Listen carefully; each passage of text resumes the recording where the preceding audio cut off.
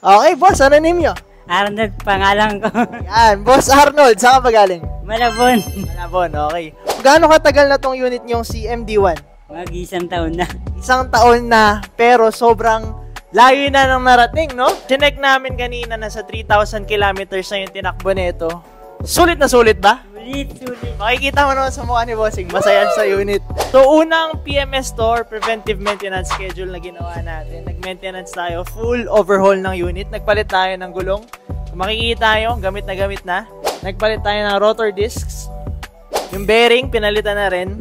Nilinis yung hub sa likod, tsaka yung brake pads, pinalitan natin. Bossing, ano pa pinakabit mo? Yung ash packet ba tawag niya? Yan, ash package. Meron tayong park lights, signal lights, meron din yan, harap likod. Tapos meron tayong busina. Meron tayong high and low. Ayan. Okay boss, ready na ulit lumarga tong unit mo. Another 3,000 kilometers, tama ba?